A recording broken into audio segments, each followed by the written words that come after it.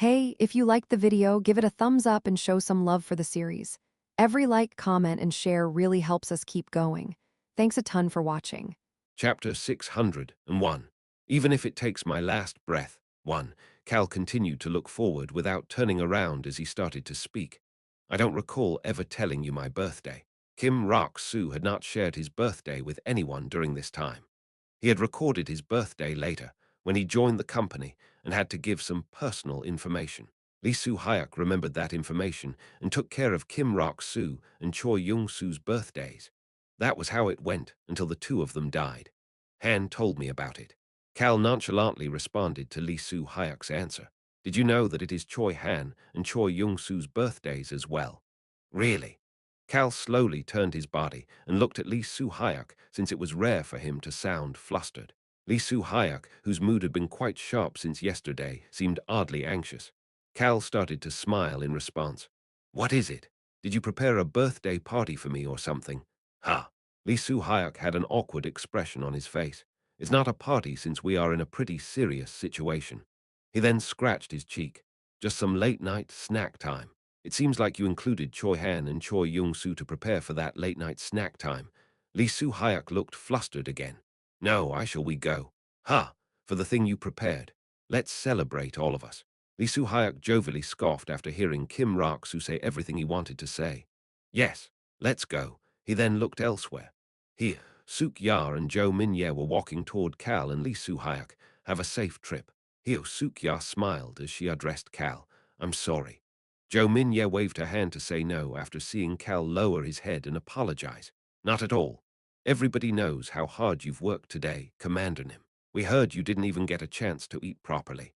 Hyo Suk-ya, who was standing next to her, started to frown.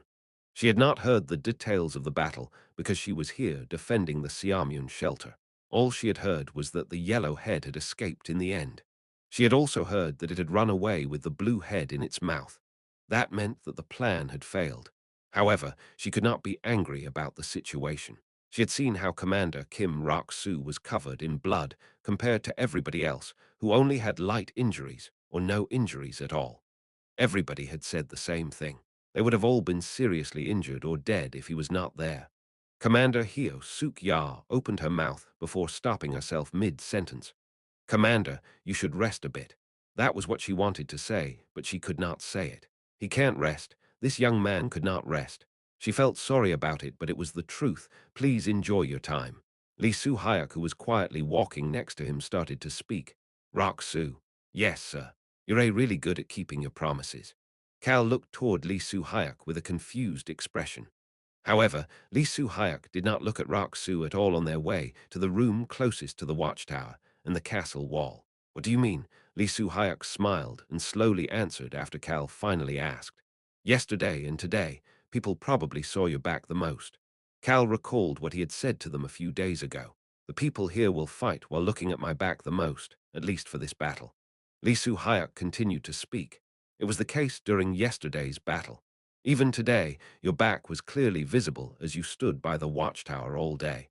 I need to keep my promise. Lee Soo-hyuk grabbed the doorknob and looked toward Cal, who answered nonchalantly. Yes, that's the Kim Rock-soo I know, Screech. Cal could see the sights inside the door. He slowly started to smile. Ha, mister, I thought you would give us a signal first. How can you just suddenly open the door like that? Ah, it wasn't supposed to be like this. Kim Min-ah and Bae Pa-rum shouted in shock. There was quite a lot of food on the table inside this small office. It was not a fancy feast, but it was the best they could do in their current situation. Choi Han, Choi Young-soo, Kim Min-ah, Bae Pa-rum, Park Jin-tae, the Lee siblings, and everybody else who had a connection with Cal were all gathered in this small office. Cal started to smile. Looks great. The two words he said made the entire office go silent. Then people started to openly or discreetly smile one by one. Lee Soo-hyuk started to point at that moment.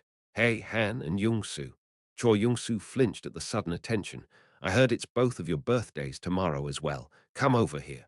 Choi Young-soo's eyes opened wide after hearing what Lee Soo-hyuk said. How did you? Rock-soo told me. Bae Pa-rum rubbed his arm as if he had the chills before starting to shout. Damn, does foresight tell you things like that too? Who knows? Lee Soo-hyuk responded to Bae Pa-rum before looking toward Cal. Cal shrugged his shoulders and looked back with a gaze that seemed to be asking if there was a problem. Lee Su-hyuk quietly looked at him for a while before asking a question. Rock Su. His voice was extremely quiet, as if he was whispering. Is foresight really how you can know about things like this too? Cal turned toward Lee Su-hyuk. The two of them looked at each other for a bit before Cal broke the eye contact and walked toward the table. The words Cal whispered as he left echoed in Lee Su-hyuk's ear. Who knows? Why don't you figure it out if you're so curious? Lee Su-hyuk chuckled before starting to speak to everyone. All right, let's sing for the three of them. You're right. Ju Hoshik nodded his head in agreement before clasping his hands together. Sir, Hap Hey, why are you saying, sir? Park Jin-T started to frown before looking toward a corner of the ceiling and continuing to speak. Just say happy birthday. That's right.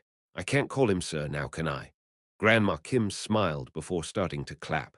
Happy birthday to you, she started to sing, and the rest of the people in the room joined in as well. Cal reached his hand out while standing at the center of the songs. You guys come join me. One hand grabbed Choi Young-soo, the other hand grabbed Choi Han, and he pulled the two of them closer to him. No. Ah, really, what the heck is going on? Choi Young-soo looked flustered and confused as he accepted the birthday song directed toward him. On the other hand, Choi Han was completely stiff. Cal just patted Choi Han's shoulder. Choi Han's pupils slightly shook. His eyes moved past Cal and Choi Young-soo to take in this whole scene. The song soon came to an end. Happy birthday to all three of you. Happy birthday. I believe that November 8th is a great day. All right, let's eat. Everybody made a comment once the song ended. Choi Han heard Cal's calm voice next to him at that moment. There's still some time left, but... Choi Han turned back toward Cal. Choi Han. Yes, Hyung Nim. Happy birthday. Cal could see the ripples in Choi Han's eyes. They were not like strong waves crashing against the shore, but gentle waves splashing and shining brightly. Happy birthday to you too, Hyung. Cal nodded his head and turned his gaze. Choi Young-soo. Ha! Choi Young-soo still seemed confused. Cal started to speak after a long pause. Cal recalled Choi Young-soo's voice in his mind at that moment. Rock-soo. Super duper happy birthday to you. Ah ha ha, shut up. Ha. Hey Rock-soo, can't you be excited and wish me a happy birthday too? I guess not. Kim Rock-soo is not that kind of person. Who said I wasn't going to wish you happy birthday? Keek. So you're going to wish me happy birthday? Of course, how could I not? Cal slowly started to speak. Happy birthday. Choi Young-soo's eyes opened wide. The words Cal said with a gentle smile on his face seemed quite meaningful to brush aside. That was why he couldn't just brush it aside.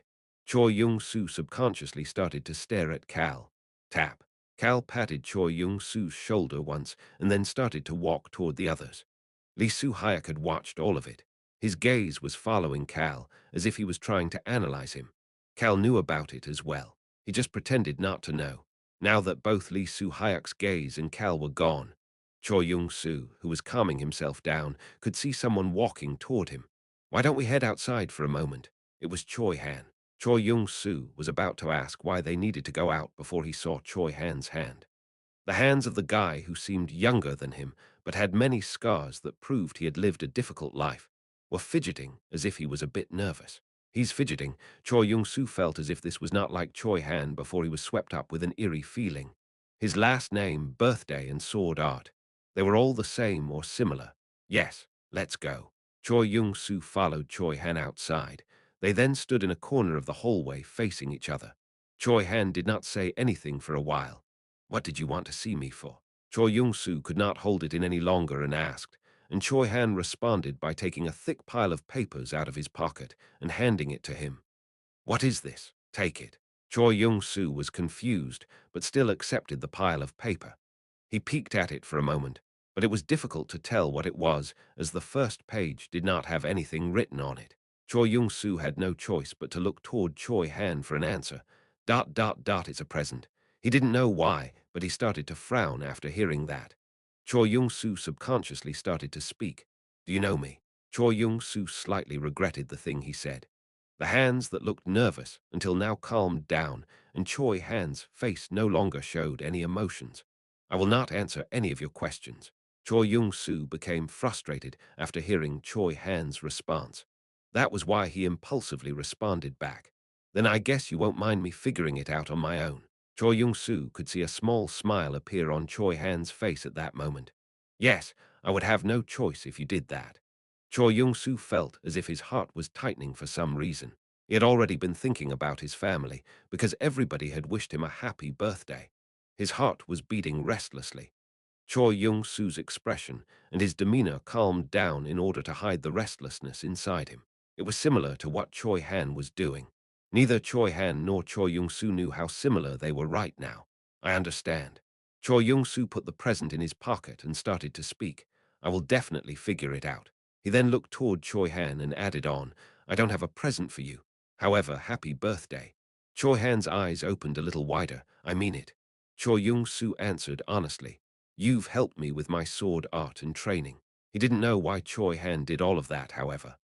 Actually, there were too many suspicious things for him to claim that he didn't know the reason at all. He couldn't help but have many maybe types of thoughts, but Choi Yung-soo did not say those out loud. It was okay to say it once everything became certain. I know that you are taking a lot of time to help me. That was why Choi Yung-soo slightly bowed toward this man who was younger than him but did not seem younger at all. Thank you very much. Maybe, just maybe, Choi Han was the first sword instructor Choi Yung-soo ever had, aside from his family.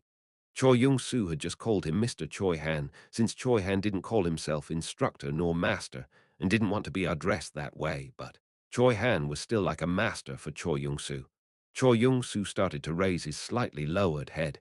He heard Choi Han's voice at that moment. It's me. His voice was a bit cracked. It's me who is thankful. Choi Yung-soo urgently raised his head after hearing Choi Han speaking informally in a different voice than normal.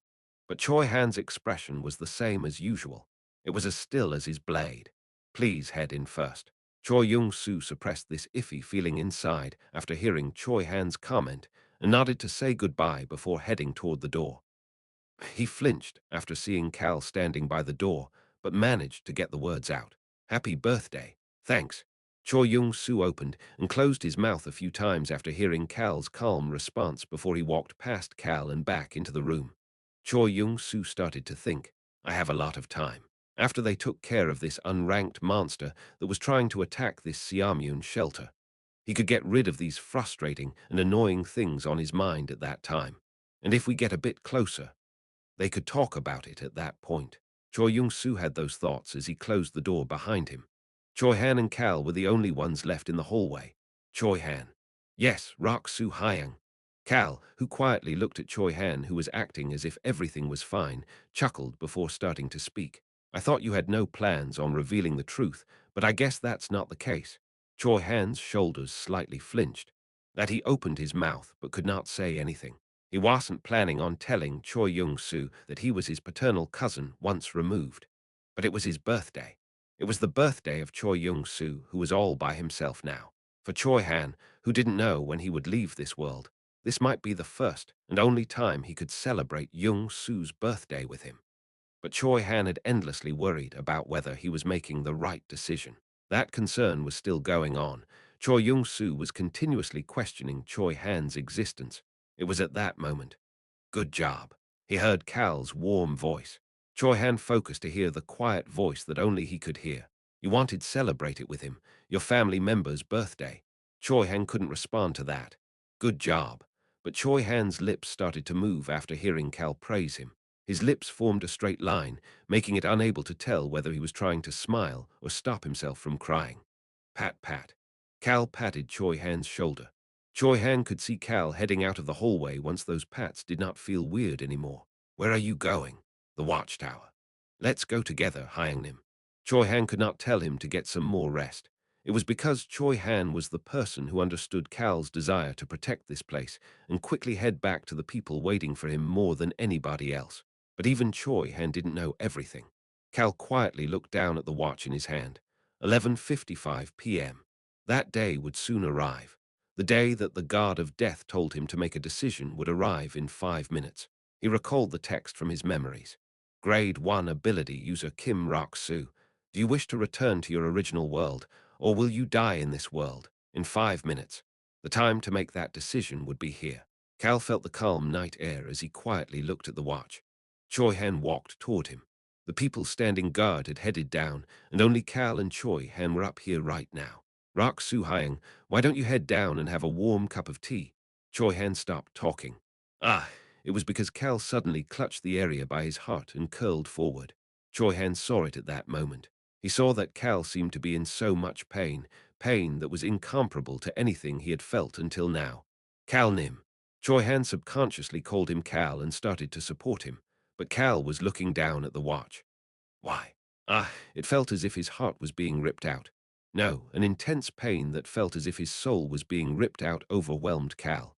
Why? It wasn't November 8th yet. What was going on? November 8th. Something was supposed to happen on that day. The God of Death was going to do something. That was what Cal had thought, but it was still November 7th. Cal started to frown. How entertaining. It was at that moment. Duck. Cal started to frown even more after hearing a voice in his head. I can't just let you overcome your despairs, now can I? The sealed guard was the one talking to him. Chapter 602. Even if it takes my last breath, too, Cal clenched his chest. November 7th, 11:55 p.m. You are overcoming the situations quite well so far.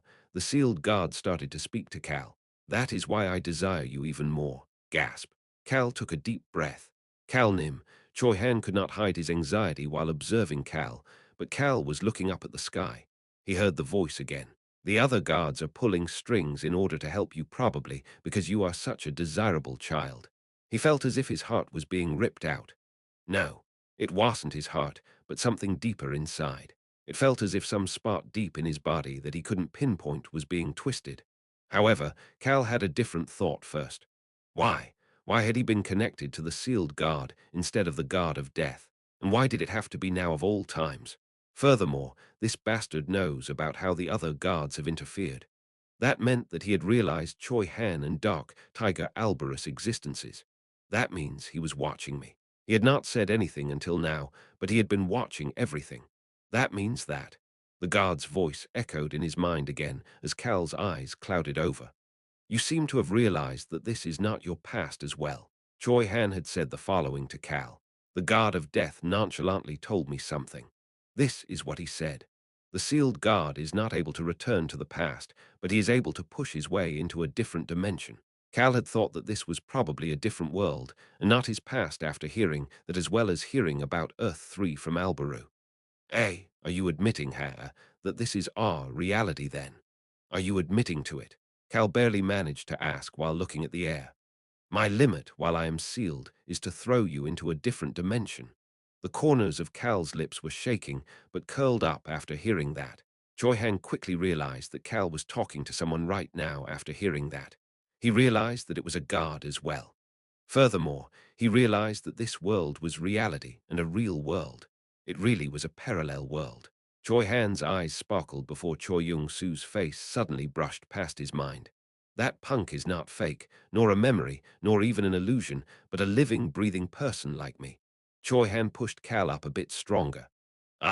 Cal Nim, however, Cal's condition was not good as he continued to groan and cough up blood. This pain seemed much more painful than any other pain Cal had experienced in the past. Huff, huff. Why am I like this? Cal looked up in the air as he asked. Shouldn't I interfere as well since the other guards have each sent one of their children? Is your way of interfering to give me pain? Cal barely managed to say the next sentence word by word as he thought about what Choi Han told him. I thought you couldn't mess with the test. The God of Death had said something while sending Choi Han here. One of the absolute rules for the God of Death is to make a vow of death. Similarly, this sealed guard can create tests per his absolute rule, but he cannot mess with the contents of that test. He could not mess with the content of the test. That was what Choi Han had told Cal. Ha ha ha. The guard started to laugh out loud as if he was amused. That's right. Child, I'm unable to mess with a test that is already in progress. In addition, you are not my child because you are rejecting me. You have no connections to me whatsoever. I'm unable to do anything to you since you are already in the middle of a test. Cal looked confused. If he can't do anything to me, and he can't mess with the test, what is this pain? However, there is a child who wishes to be with me. Cal's eyes clouded over after hearing that. Duck. He started to swear. He immediately thought about the person who would want to be with this guard. The white star. He was certain that it was that bastard. And that bastard did not exist here, but in the world with Cal Henitus's body. Yes, Cal's body was still on that side. The world inside the test is not your only world. I can easily mess with you from the outside as well. The guard warmly answered, as if he was leisurely teaching Cal something. Cal covered his mouth with his hands that were shaking in pain. He started to frown. I should use my children to deliver my will as well, shouldn't I? What does he mean by use his children? Cal's gaze was firm even though he was in pain. What do you mean by that? You'll understand after you experience it. Boom. His heart thumped wildly at that moment. Ah, Calnim.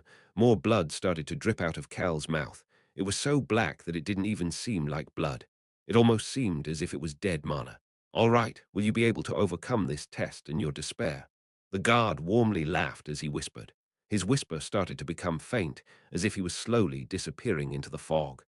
Flail around inside your despair. When it feels impossible to get out from within your despair, the whisper sounded as if the guard was offering a sweet deal. I will reach my hand out to you. I hope you smile as you grab my hand at that time. But for Cal, it was really, truly. No, it would probably be more entertaining if you grabbed my hand while you were full of despair. It was annoying for him to hear. I will be watching with joy. The faint voice disappeared, and he could not hear the sealed guard's voice any longer. Ha-ra, ha. Cal was breathing heavily. The pain in his body was not going down at all, but he stood up straight. Click. The watch hands were both at 12. November 8th at 12 and 0 seconds. It was the promised time with the guard of death. I finally reached you. The voice was warm yet cold, quiet yet firm, making it difficult to tell who was speaking. He heard the voice of the guard of death. Cal started to smile after hearing the voice echoing in his mind. However, he just focused on catching his breath as it was difficult to say anything. You were waiting to hear my voice, weren't you? The guard of death continued to speak, as if he understood that Cal could not respond right now. Cal Henitus, who is also Kim Rok-Soo. His voice sounded oddly amused. I am a guard who is incapable of foresight. However, I am able to see one kind of future. Cal slowly lowered the hand that had been covering his face while he was chatting with the sealed guard. The corners of his lips were curled up. The guard of death asked him a question. Which future do you think I see? Cal slowly closed his eyes before opening them back. There was only one answer. Death. The only human future the god of death could see was death. The guard asked once again. Do you remember the opportunity to decide that I gave you? Of course, Cal remembered everything that had been written on it, word for word. He recalled what had been written on it. Grade 1 ability user Kim Rok-Soo. An opportunity to decide given by a guard. Do you wish to return to your original world? Cal had thought that the original world it was talking about was his life as the 36 years old Kim Rok-Soo. However, right now, on November 8th, at this exact moment, or will you die in this world? This world was Kim Rok-Soo's world. That meant the original world was talking about Cal Henitus's world. Cal started to laugh even though he was in pain and asked a question. God, you must have seen me die today. The future that the god of death could see was the date of a person's death.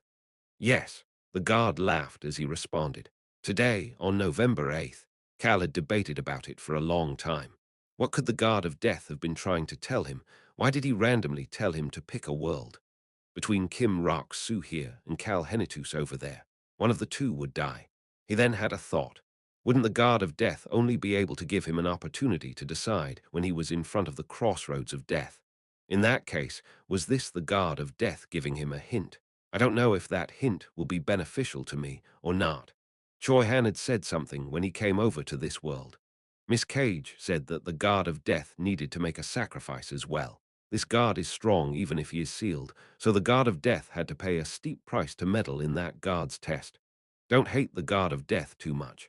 That is what Miss Cage said. The god of death had to pay a price to send Choi Han here to help Cal. The god asked once again. Cal Henitus, who is also Kim Rok-Soo, I'm sure that you have already prepared for this. Cal continued to smile through the pain. Today was the day that one of his two identities would die. Of course, I prepared for it. What? Albrew Crossman jumped up from his seat. We received a call from Iruhaben Nim. Tasha's face looked urgent. The vampire, Duke Frito, was standing next to her with a frown on his face. What did he say? Tasha immediately answered Alberus' question. He mentioned that something is weird about the inside of the Endable kingdom. There was suddenly a loud noise. She continued to speak. Furthermore, the magic shield surrounding the Endable kingdom has disappeared. We are now able to go into the Endable kingdom. The guard of death asked Cal once more. One of the two yous will die today. What did you prepare? The corners of Cal's lips twisted up. But you see, November 8th, that day was not the same. This place and that place are not having the same November 8th right now. Don't you know about that as well? Ha ha ha, the guard ended up laughing out loud. You truly are intelligent. No, you are shrewd. The guard admitted that Cal was skilled. Yes, the time here and the time there flow differently. It is not the same November 8th. The today here was not the same as the today there. Cal Henitus's November 8th will pass faster than Kim Rock Sue's November 8th. The time in Cal Henitus's world was about 3 times as fast as this world. The guard of death sounded happy as he asked, "It seems as if you want to make me eat shoot. Do you think that you will succeed?" Cal responded while smiling. "It was written on your letter." The guard of death had clearly written it on the letter that told Cal that he had an opportunity to decide. Kim Rock Sue, you were the one who was supposed to die. Yes, you were the one who was supposed to die. However, the world's laws and coincidences. Humans are one of the few existences who can destroy all of those things. The people who tried to save you broke the law that said that you were supposed to die. That is why I respect and admire humans. The God of Death had said that he respects and admires humans who broke the world's laws and coincidences. You learned many things from those people and put those lessons to use in your life. I'm curious to see what your decision will be. The guard of death had already given Cal the answer in advance. Cal responded to the guards who were bound to be watching him from who knows where. I don't trust the sealed guard, and I don't trust the guard of death either. What he did trust was, I trust my friends and I trust myself. The guard of death responded as if he was truly happy. I knew that a person like you, whose friends made the hands of death fail to take you, would respond that way. The guard mischievously asked. You were probably able to prepare decently thanks to me. Cal mischievously answered back. Of course. Your Highness, what should we do? Alberu turned away for a moment after seeing Tasha's anxious face. He looked toward the couch that was past the table with the video communication device. People he could call his companions were all there. Rayan, Rosalind, Mary, Ran, Beacrox, Lark, Cage, etc. were all sitting on the couch looking at him. Alberu looked back at them as he recalled what had happened a few days ago. It was a short conversation that took place when even Choi Han was not around, and it was just Cal and Alberu. Your Highness, if I am unable to return by November 7th. Alberu looked toward the clock. The current time was November 8th at 12 a.m. Cal had said the following, if he was unable to return by November 7th, for about a day. Actually, for exactly a day, please keep me alive. Alberu had felt his heart sink when he heard Cal calmly tell him that. He had turned toward Cal, who was caressing his mane at the time. What do you mean by that? He asked that question, but was looking for an answer on his own as well. November 8th was the day they were supposed to catch the unranked monster if things went according to plan. But a variable must have come up if that failed. That was why Alberu thought that Cal was asking him to be the Dark Tiger and support him to deal with the fallout of that variable. You want to fight together? Alberu had asked while being slightly concerned. Yes, Your Highness. Let's fight together. Cal had continued to calmly respond and caress Alberu's mane.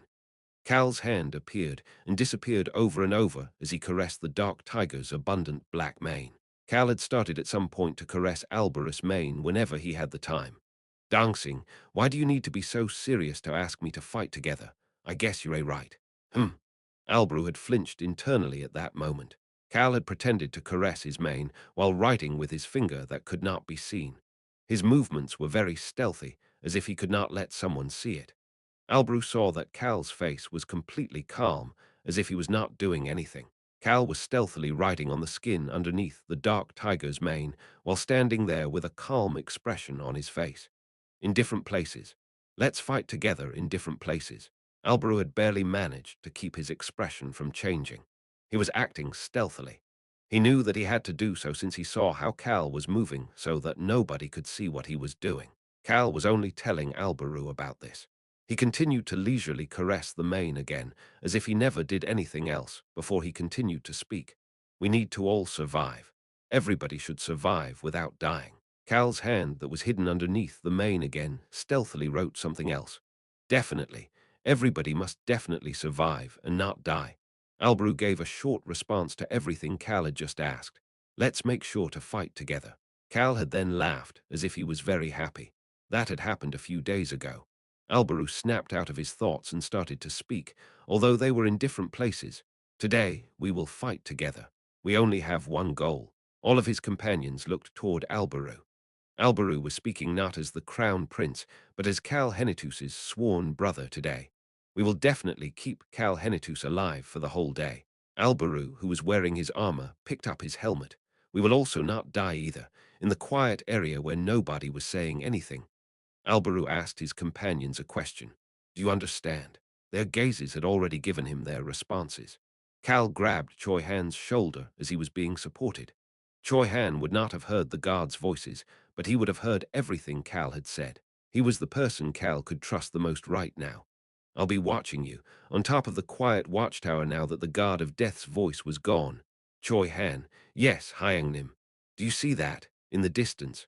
They could see something large approaching them through the fog with its head up. Yes, I can see it. The yellow head had shown itself once again. Beep, beep, an alarm echoed throughout the castle, breaking the night of rest at the Siamian shelter. Choi Han, yes, Hyangnim, until 8 a.m. A day for Cal Henitus would be about 8 minus 10 hours for Kim Rok-su, keeping everybody here alive. That is my goal. Choi Han looked at his shoulder. Cal's voice was calm, but his hand that was on Choi Han's shoulder was still shaking quite a bit. The pain is still there. Cal was barely keeping himself together with his amazing perseverance. Choi Han knew that was it. That was why he pushed aside the things that Cal had said into the air, most likely to the guards, to a corner of his mind. He then focused on what he needed to do. He grabbed Cal's shoulder to support him as he responded. I will be with you. Cal started to smile again. Good, let's do this. It would be an extremely blood-drying 8 hours, but it was worth trying. Chapter 603, Even If It Takes My Last Breath 3, Tat-a-tap. They heard some quick footsteps. Cal looked toward the watchtower entrance. Rock-Su, it was Lee-Su Hayek. It looks like we'll need to fight with the yellow-head Tony. His words that were coming out not too quickly, yet not too slowly had stopped. His urgent footsteps quickly stopped as well. Why are you stopping? Is something going on the watchtower? Park Jin-T shoved his head to Lee-Su Hayek's side before flinching. Hey, you. Park Jin-T could see Kim Rok-Su, who had an extremely pale face and was shaking. Choi Han, who was supporting Kim Rok-Su, had a terrible expression on his face as well. But the way he was supporting Kim Rok-Su made it seem as if he had done it many times before. I was wondering why they went back so quickly. Was it because of this? Kim Rok-Su had quickly returned to the watchtower, even though they had set everything up to celebrate his birthday. They thought he was just worried about the enemy that could come at any moment, and had also quickly eaten before they were about to return to their posts. But Park Jin-T had come to the watchtower with Lee-Su Hayek after hearing the alarm go off. But what he saw was not the cold commander he had seen until now, but a young kid who was suffering in pain, with only Choi Han by his side. What is going on? Why was he in so much pain? He had seen Kim Rok-Su being tired and bleeding during the battle at the original central shelter. He had not been in this much pain then. Why? Why was Kim Rok-Su looking like this right now? The same question kept repeating itself in Park Jin-T's mind, but he could not open his mouth and say anything. Tap, tap. Instead, his eyes focused on Lee-Su Hayek's back as Lee-Su Hayek headed toward Kim Rok-Su. Rok-Su. Lee-Su Hayek's expression was calm as he quietly called out to Cal. However, his eyes were focused on Cal, who was barely standing up with Choi Han supporting him while his hand was clutching his chest. Lee-Su Hayek's footsteps quickened. Kim Rok-Su. Cal looked back at Lee-Su Hayek, who was now calling him by his full name. Lee-Su Hayek stood in front of Cal.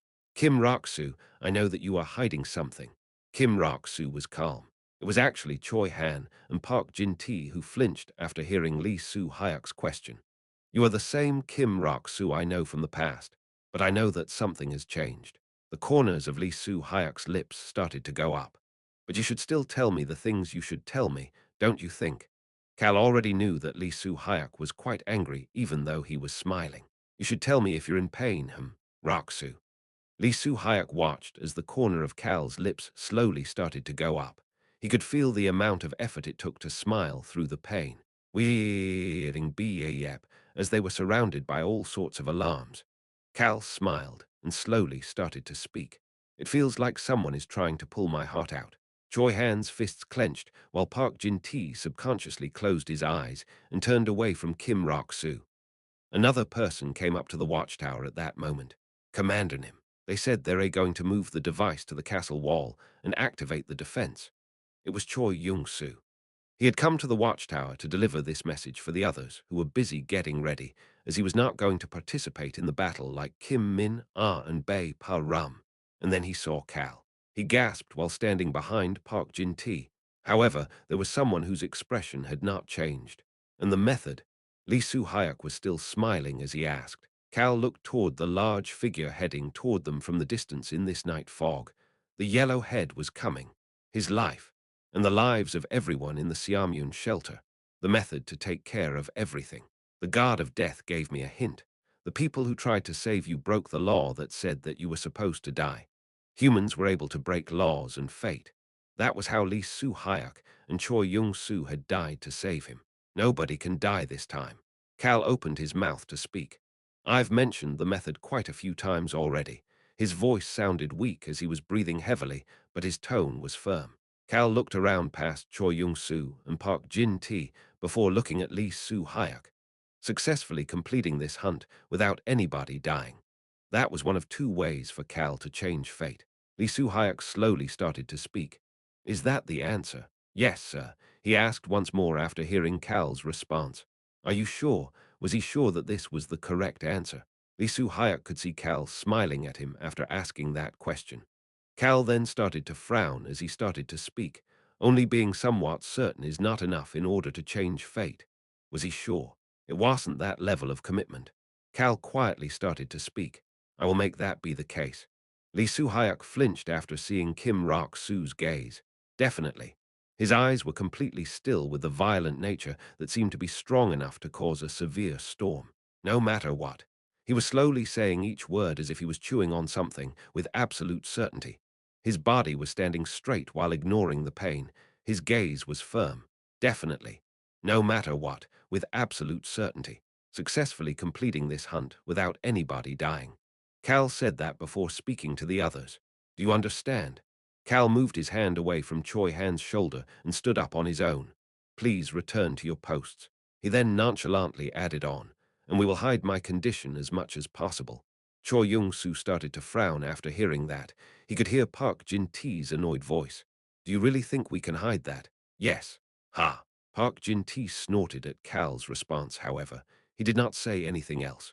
He knew the chaos that would happen if people found out that their commander, forget being able to fight, could not even stand up on his own without being in pain. It was something Cal and everybody else here knew as well. Cal took a flute out of his pocket and started to play. However, the individual he was trying to call with the flute was already headed toward him. Dancing. It was the steel feather hawk. She got close to the watchtower and shoved her face close to Cal. Oh no, why does my little dancing look like this? Did someone feed you poison? As the steel feather hawk was inspecting Cal in shock. I'm heading over first. Lee Su-hyuk was the first to turn away from Cal. Let's talk later, Rock-soo. Ha, duck. Park Jin-tae kicked the watchtower once before following behind Lee Su-hyuk. He had already taken his gun out of his pocket. Choi Yung-soo tried to follow them as well, however. Hold on. Someone called him. Choi Yung-soo turned his head. Choi Han was motioning toward him. What is it? Cal was looking at Choi Han with confusion. It was because Choi Han had suddenly stopped Choi Yung-soo. Choi Han grabbed Choi Yung-soo's shoulder once he got close and started to speak to Cal and Choi Yung-soo.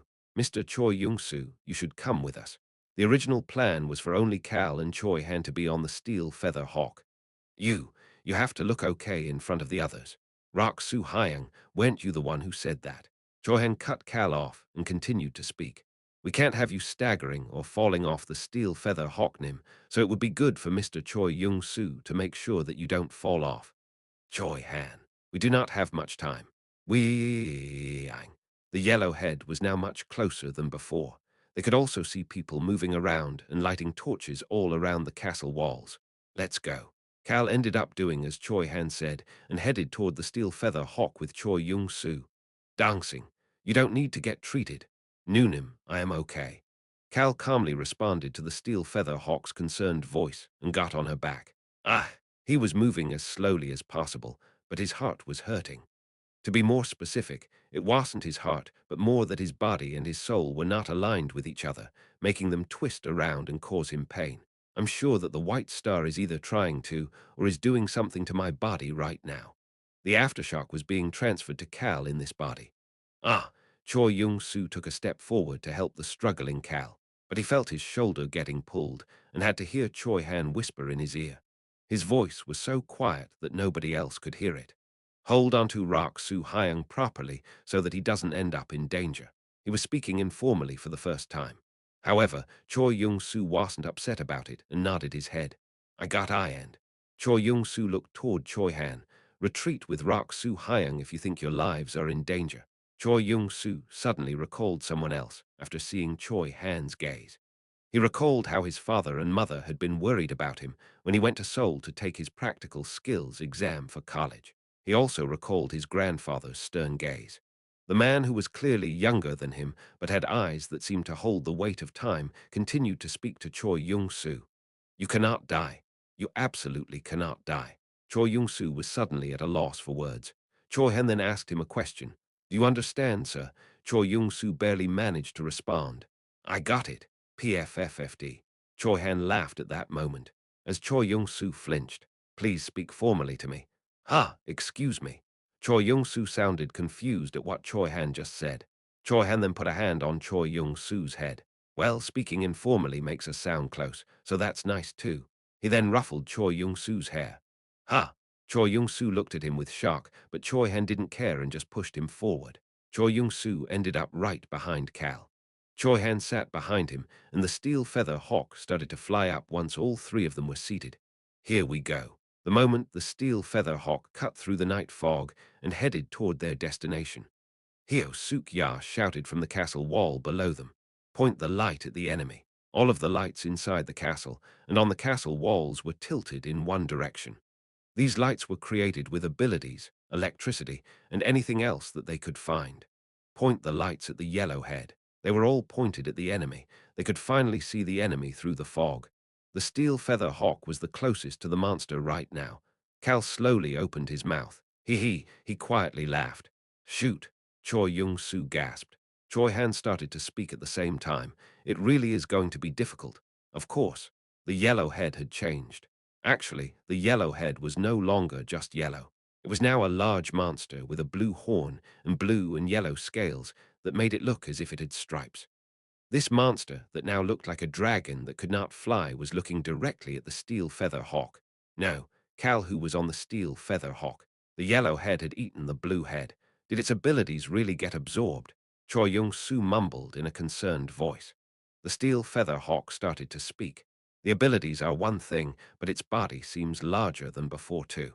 The yellow head was now 5 times its original size. The steel feather hawk and Choi Yung-soo, the people who had already seen the yellow head before, and even the people who had faced an unranked monster for the first time. None of them dared to say anything. It could not be helped. Screech kara kara.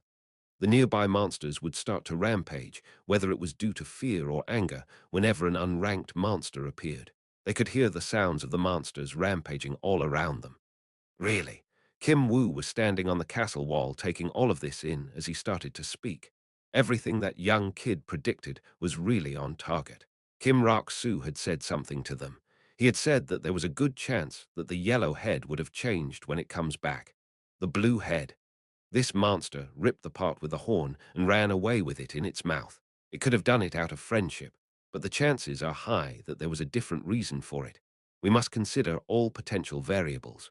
One of those situations was that the yellow head would come back after having absorbed the blue head's powers. Kim Woo subconsciously looked up at the sky.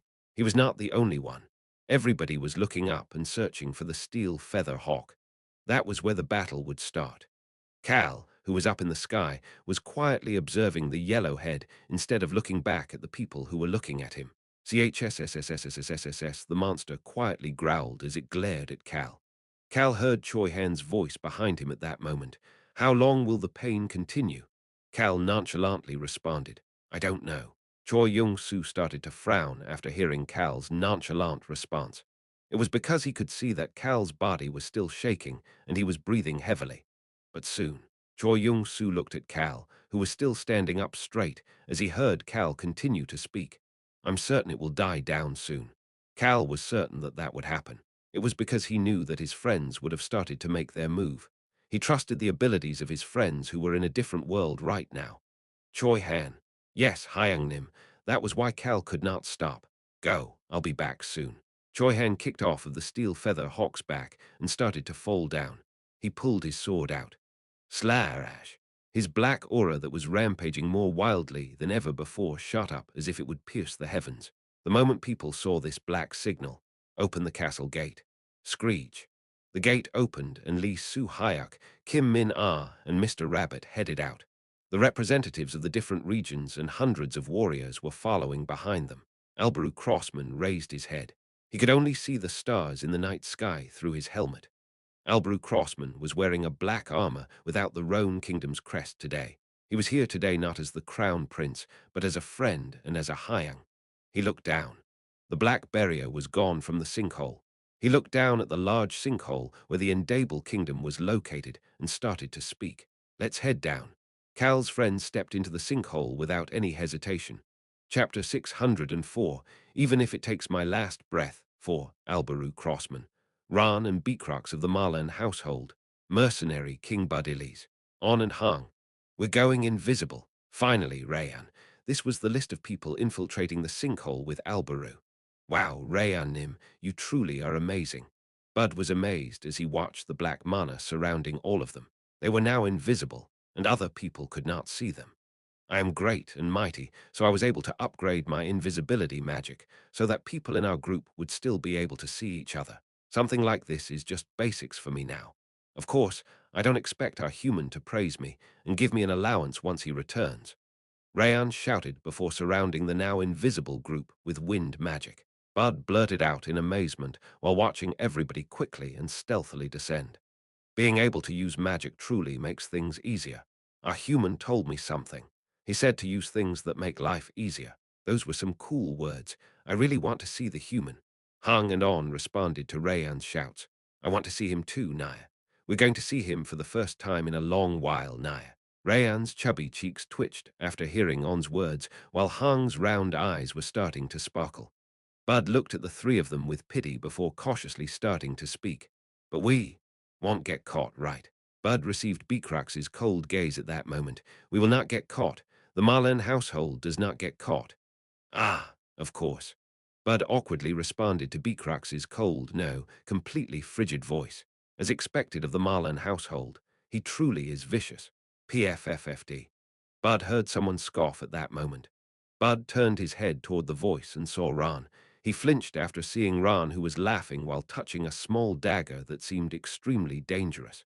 The father is even more vicious.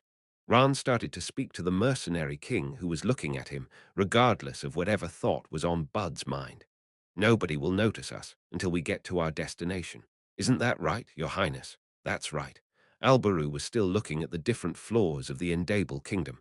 As they continued to pass floor by floor, he nonchalantly continued to speak while they headed down. There's a unique existence here that could make it so that the Endable Kingdom won't care about us at all. What do you mean? Bud suddenly got chills on his back. It was at that moment. Barang, barang. Loud explosions started to shake the Endable Kingdom. It is starting. Ran started to look at something. He was looking toward the source of the explosion. There were radiant golden rays of light shooting upward as if they were stars floating close to the ground. Barang, barang, bang. The golden dust shot up, exploded, and roared. It's Goldie Gramps.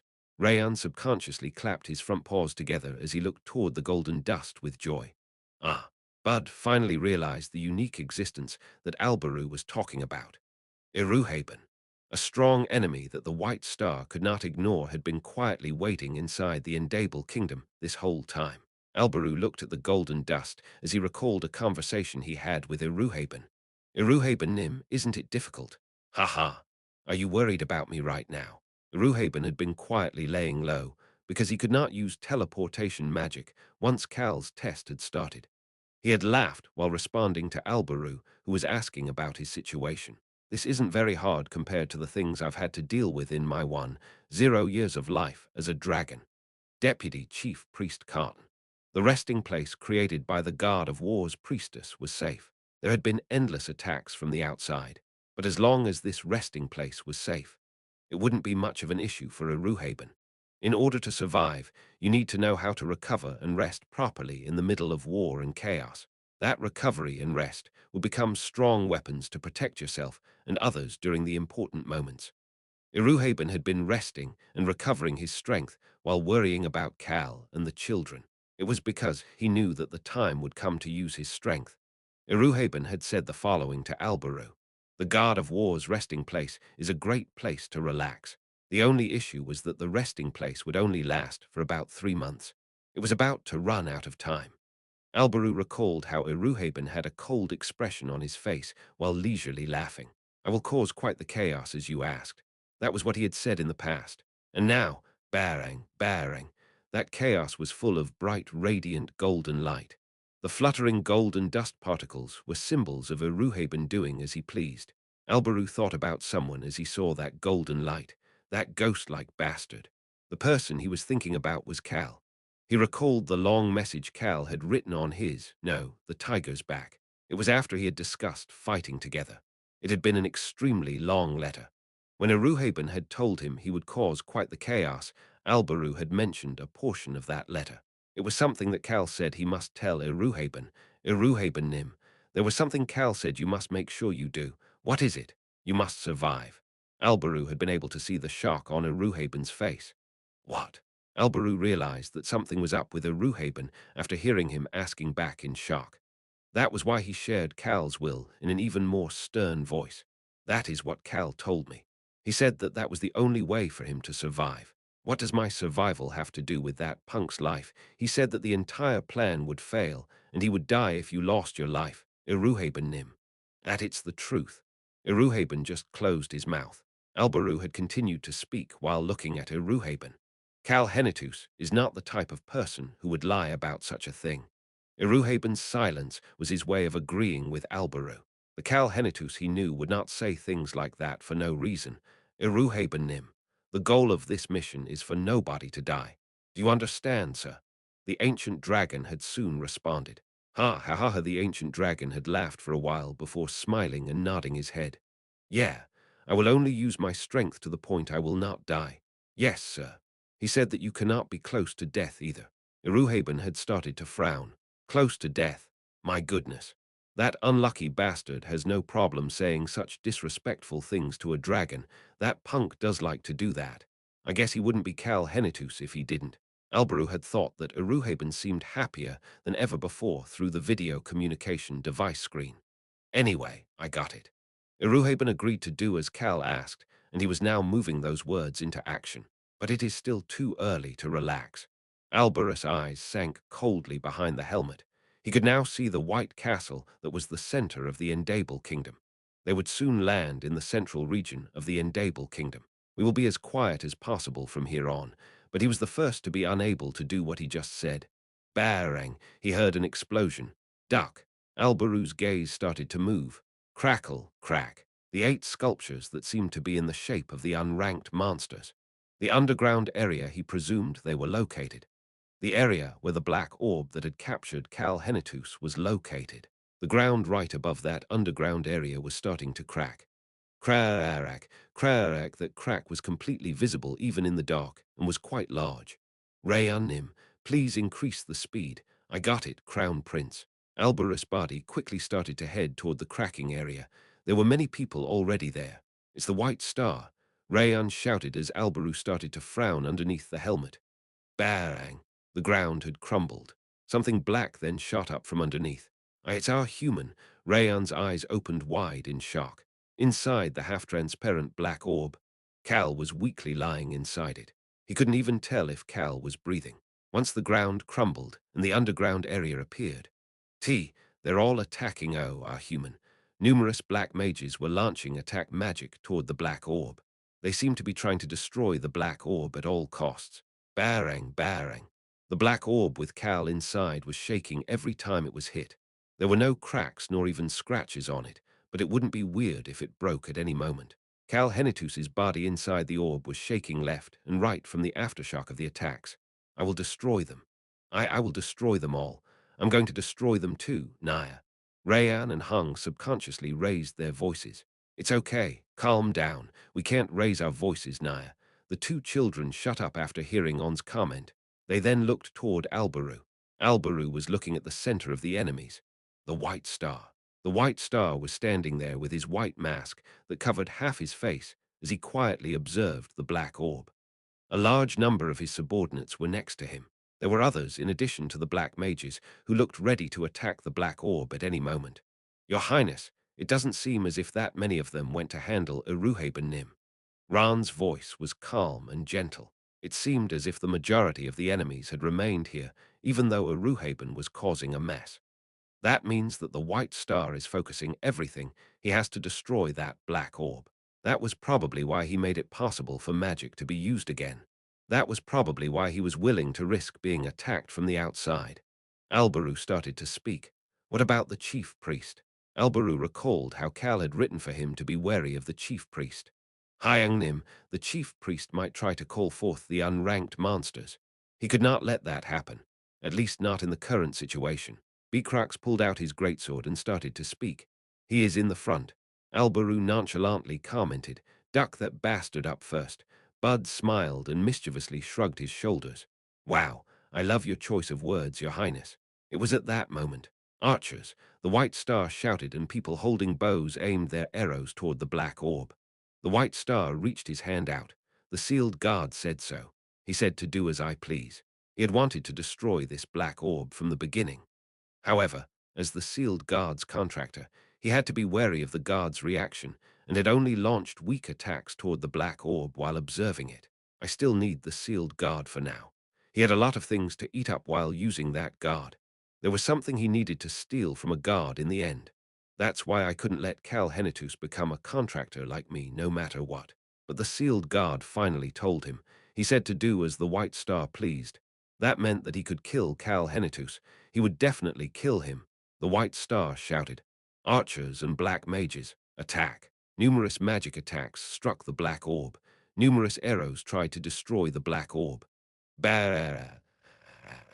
The moment they heard an explosion that was much louder than the others, as the citizens of the Endable Kingdom, who had been quietly laying low for the past few months, were shaking in fear inside their homes while holding their breaths.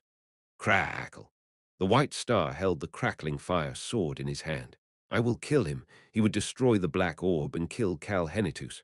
However, the White Star, Cal Barrow, soon started to laugh. Ha ha ha. Some of his subordinates started to shout. That is a silver shield. Once the dust from the explosion disappeared from the black orb, they could all see a silver shield that was completely surrounding the orb. The White Star frowned for a moment before he started to smile and shout, "You're here."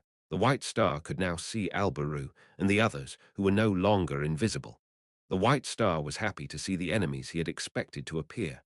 He was going to kill all of them this time. Albaru, who had been watching the White Star, started to speak. "Look at you laughing like a ducking buffoon." Albaru started to speak to On and Hang, who were on his shoulders now, while Bud stood there in shock of the Crown Prince's choice of words once again.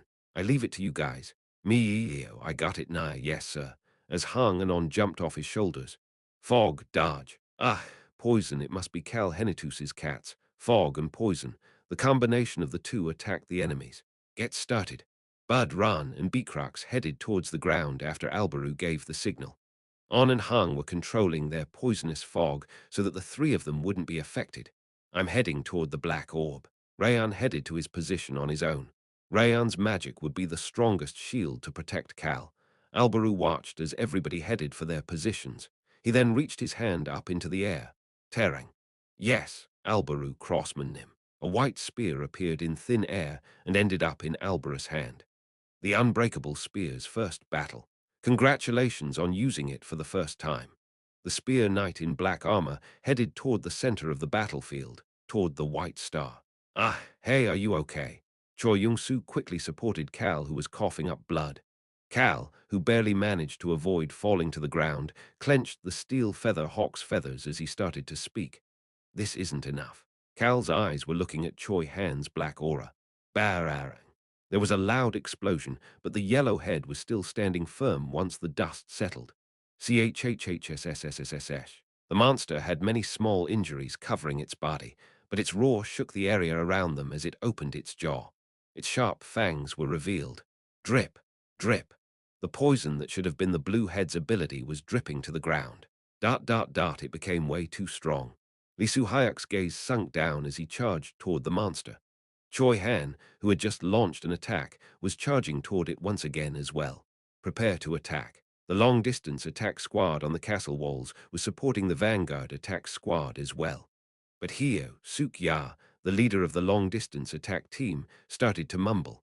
Dot, dot, dot, it's not enough. We need something big. We need a strong attack.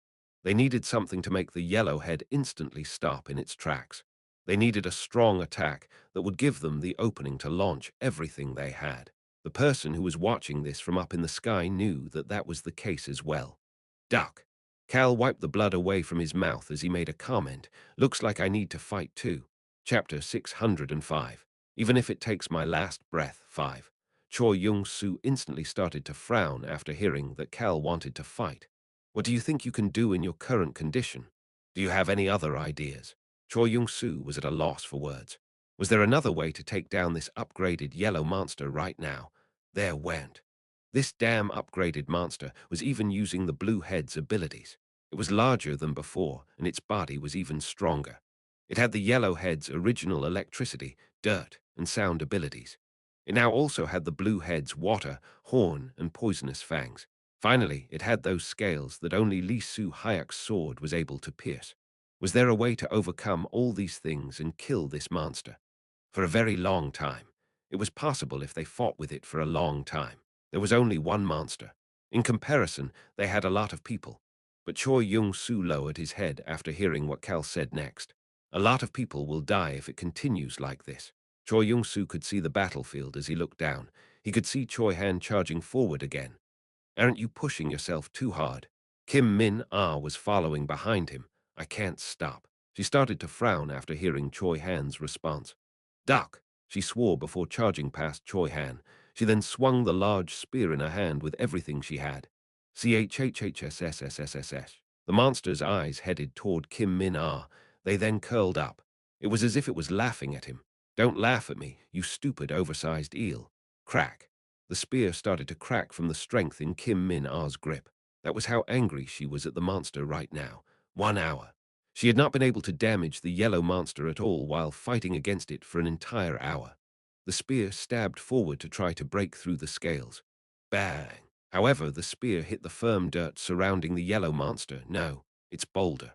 It hit the dirt barrier that was as strong as a boulder, and the attack was nullified. Then the yellow monster released its ability. Crackle, crack. Golden currents turned into a spear and attacked Kim Min-ah. Move. Choi Han rushed past her and moved forward. Kim Min-ah started to frown. Again. Choi Han was in the front once again. Bang! The currents crashed into the black aura. The powers that clashed so hard that they looked as if they wanted to gobble each other up exploded and disappeared. Choi Han jumped through the smoke created from the explosion.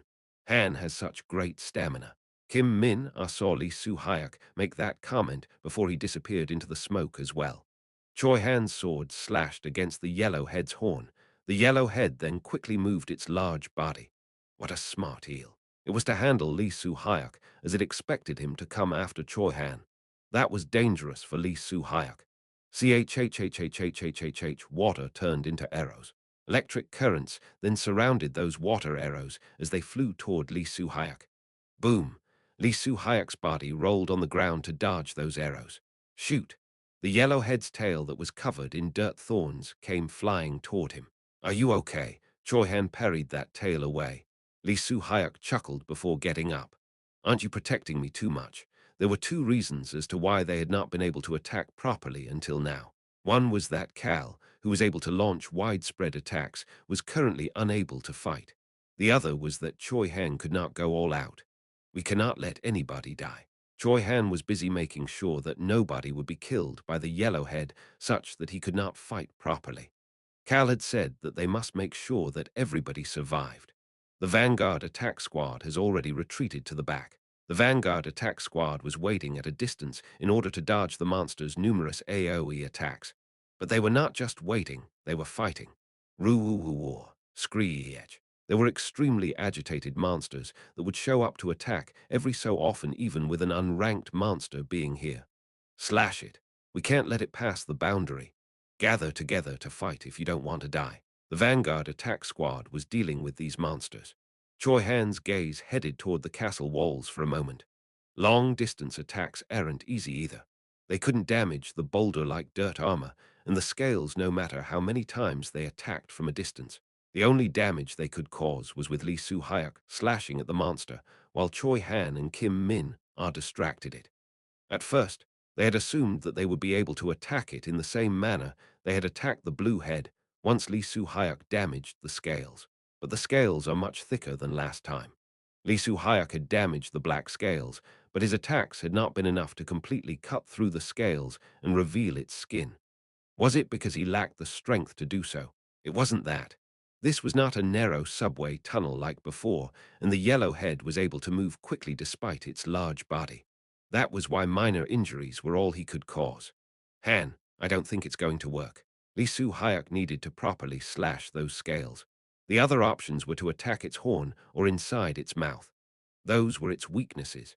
But the yellow monster thoroughly protected its horn and the inside of its mouth from Lee Soo-hyuk. It was quite the intelligent monster. Lee Soo-hyuk knew that as well. That was why he started to speak. I need to climb onto that monster's body. Lee Soo-hyuk calmly continued to speak. It's impossible for me to grab that monster, so I need to at least get on it in order to launch a proper attack. No matter how fortified these scales have become, Lee Soo-hyuk's sword would be able to slash it until its flesh is revealed as long as the monster stopped moving. But the chances of you being seriously injured goes up if you do that. Han, we don't have time. Lee Soo-hyuk had given everything he had to attack the yellow head a couple times already. He might not have enough strength to use his slashing ability soon if it continued like this. Han, as long as I create a deep enough injury, Jin T, Min R, or you will be able to open it up. If they could do that, the long-distance attack squad had much higher chances of hitting the enlarged injury. This is the right thing to do. Lee Soo-hyuk's plan was decided while keeping Kim Rok-soo still out of the fight. Choi Han started to speak. I will climb on top of it and suppress it. Please aim for that opening. We have better chances of success if you distract the yellow monster and I get on top of it. He was right. That was why Choi Han closed his mouth for a moment. He recalled Cal's gaze. At that moment, Han, I won't die. Choi Han started to speak after seeing the smile on Lee Soo-hyuk's face. Please take care of it. Okay. The plan had been set. All that was left was to put it into action. The two of them made eye contact with the yellow head that was quietly looking down at them. Choi Yung-soo started to speak while looking at them from up in the sky. Yeah, we can't let anybody die. He raised his head and looked at Cal's back. Cal was standing firm, but his back looked quite weak compared to usual. Although he couldn't see it because Cal was wearing a thick uniform, Cal's neck and hair were quite wet from cold sweats. Then what about you? That was why Choi Yung-soo asked this question. Will you not die if you do that? Choi Yung-soo hated himself for being so weak. Objectively speaking, he was not weak, but he didn't have enough experience to fight in the vanguard, and he was weak compared to Choi Han, Lee Soo-hyuk, and Kim Min-ah. Yeah, I won't die. Ah. Choi Yung-soo could see the dark red blood spurting out of Cal's mouth even while standing behind him. Look at you lying about not dying when you're in such a serious condition. Choi Yung-soo was telling Cal to hold on to him, but unfortunately, Cal could not hear him. Why all of a sudden? He felt a pain that was much more painful than before. The pain from earlier was already hard enough to handle, but Cal's body was now shaking from a pain that was much worse. Cal. It was at that moment. Ha! He heard a voice. Hey, are you sure this is connected? I think so. Then why is he not responding? They were familiar voices. I knew we shouldn't trust the super rock. My hypothesis should not be wrong. Why? Why can I hear your voices? Ha! You can hear us. He heard the fire of destruction's voice. I guess he can hear us. The husky voice of the sound of the wind commented as well. I knew that my hypothesis was correct. A hum, a hum. The super rock chimed in with a tone of relief as well. This was the first time in a long while he had heard the voices of the ancient powers, since he had not heard them since he came to this world. Why am I able to hear their voices? He could hear the super rock's voice. A gap was created as your body and soul was shaken up, which created an opening for us to communicate with you. Ha! This extreme pain that was quite dangerous for him. The White Star's attack that was probably taking place on the other side. Ha! Ha ha! These things did not only bring negative results. Cal could not help but laugh. Hey, why are you suddenly laughing after talking to yourself? Hey, Kim Rock-soo, command him. Cal just ignored Choi Young-soo's anxious voice. His mind became clear even through the pain. A path had been created. Am I able to use my original powers now? He had been using the ancient powers at half power until now. No, you are not able to use all of your original powers. The sound of the wind calmly responded. But we are able to connect one power to you. The fire of destruction had added on. The super rock started to speak in a serious tone at that moment. It sounds like you know about it already, but your body on this side is under attack. Your friends are trying to save you, but it won't be easy. He knew it would be hard. The White Star was quite strong, and neither Cal nor Choi Han were there right now. Anyway, we will send the vitality of the heart to you since we can only connect one of us. No, Cal shook his head. It's fine. What? Do you know how much you've bled already? Cal shook his head after hearing the fire of destruction ask in shock. The vitality of the heart. He did not need that power right away. The pain I'm feeling right now won't disappear just because my ability to regenerate and heal comes over. His face that was pale from coughing up so much blood might look better, but his friends on the other side needed to work hard for this pain to disappear. There was one more thing. I need to overcome this present situation. Cal looked down. Lee Soo-hyuk and Choi Han had stepped forward with Kim Min-ah and Bae Pa-rum following behind them. It was obvious what they were trying to do. It was easy to tell after having observed everything until now. They're probably thinking about fighting knowing that they might get injured. Lee Soo-hyuk or Choi Han, one of those two probably made up their minds to do something that could get them injured. That was the only way to grab this yellow monster and create an opening to slash its scales or attack an area without any scales. Shield. Cal started to speak. I need the shield. You the super rock barely managed to speak, as if a cat got his tongue. Are you still thinking about protecting others in your current situation? Cal closed his eyes so that he could focus on his conversation with the super rock. Choi Young-soo and the steel feather hawk were looking at him with gazes that seemed to be asking how a person could be like this. The steel feather hawk was actually tearing up. My dancing is too good of a person. Duck. But neither of their voices reached Cal. He was focusing on the super rock and the other ancient powers at this exact moment. The indestructible shield was what he needed. Then should I go? The glutton priestess cautiously asked. She didn't seem to like this idea, but Cal needed her. His eyes were brimming with vitality when he opened them again. Noonim, ha ha, dancing. What is it, my dearest dancing? Let's head to the castle walls. Yes, yes. I'll do whatever my dancing asks me to do. The steel feather hawk quickly headed toward the castle walls. Choi Young-soo was looking at him with confusion. What are you trying to do? It was because he knew that Kim Rock-soo was not going back to get some rest. Cal smiled and started to speak at that moment, to find a way for us to win. What? Choi Young-soo asked back, but the steel feather hawk had lowered her head after arriving at the castle walls. Everybody could now see Cal, who was on her back. Shoot. Commander, this was the moment Hyo Suk-ya and the others finally realized why Cal had only been watching from the air after giving the order to attack. Commander Nim, are you ill? I don't have time to chat right now. Cal was looking at every corner of the castle walls until he saw someone standing with Grandma Kim and Mr. Jang Man-soo. He had asked this person to come here with Jang Man-soo just in case, but he had no reason to use his powers until now. Mr. Yi Hyung. Yes, during the battle at the original shelters, Bae Chialho, Park Jin-ti, and Ju Ho-shik had been the leaders of the original central shelters. Yi Hyung was from Bae Pa-rum's eldest uncle, Bae Chialho's shelter. He had protected the shelter from the monster's attacks until Cal's reinforcements had arrived. He had used wood to do it. Please get on. Excuse me. While Yi Hyung was confused by Cal's comment. Noonim, I got it.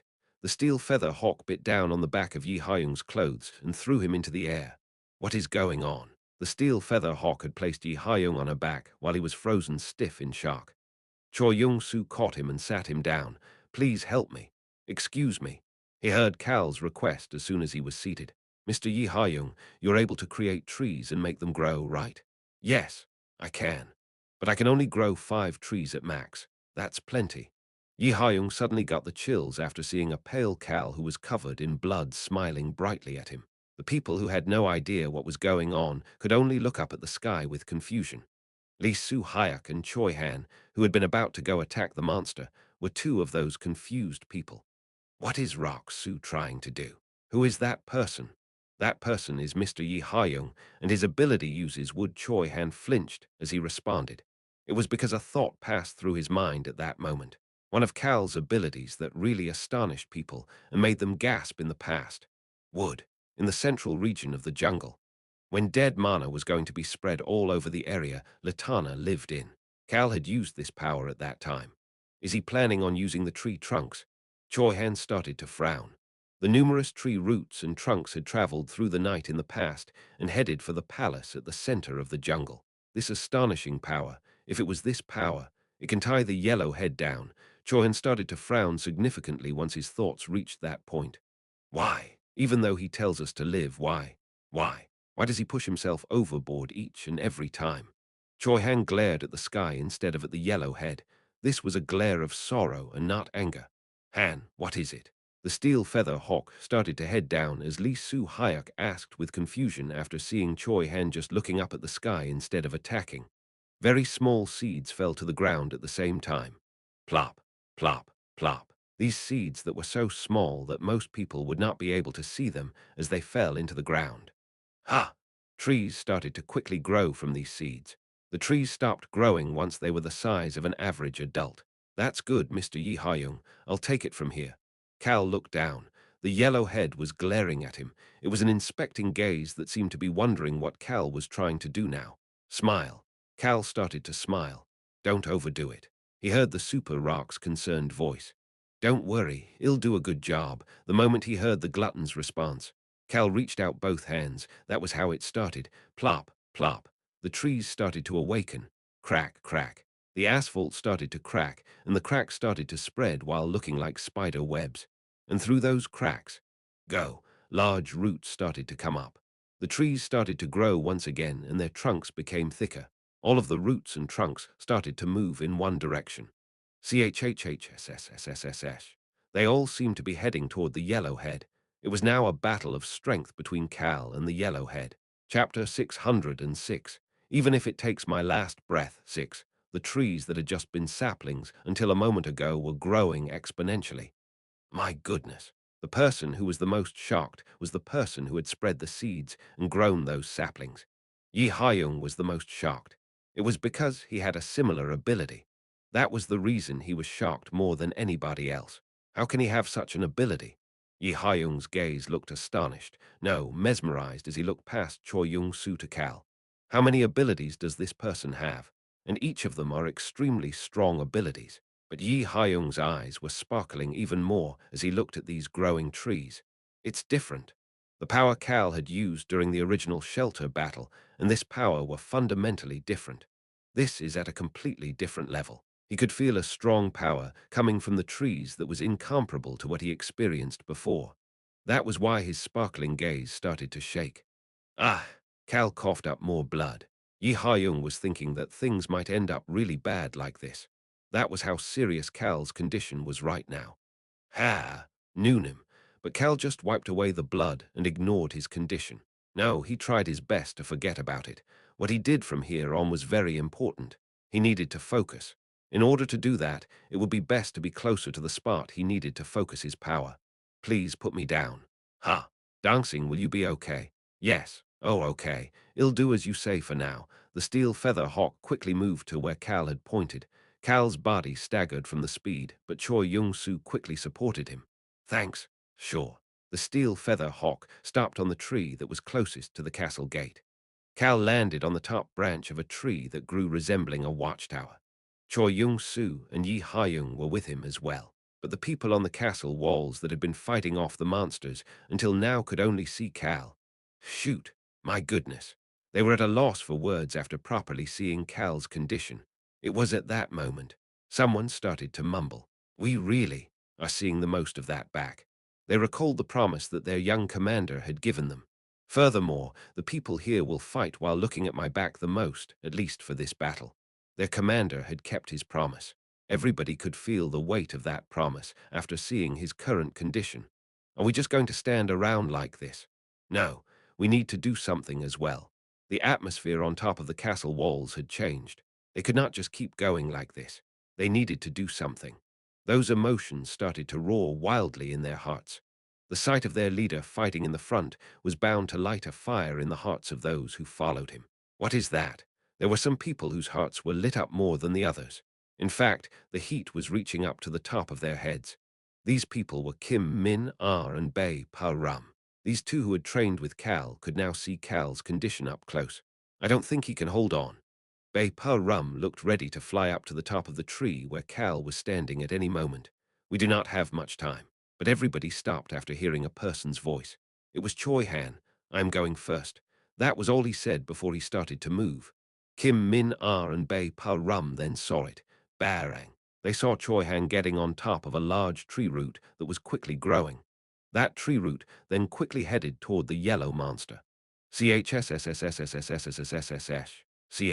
The monster seemed flustered after seeing the tree roots and trunks that were trying to bind it from all directions. It tried to dodge, but that would not be easy to do. It can't dig underground. Bae Pa-rum could see the roots thoroughly covering the ground. He finally realized what Cal was trying to do. He's trying to tie it up. He was trying to bind the monster. That means that there will be an opening for us to attack. The yellow monster could use water, electricity, and poison, but Cal could also use water and electricity. It's worth trying. They would finally be able to attack properly. Bae Pa-rum was the last one to realize that fact. Lee Soo-hyuk and Kim Min-ah were already on top of other tree roots and heading toward the yellow monster. The first large tree root reached the yellow monster at that moment. It started to bind it. Ruor. A different cry than before came out of the monster's mouth. It could not be helped.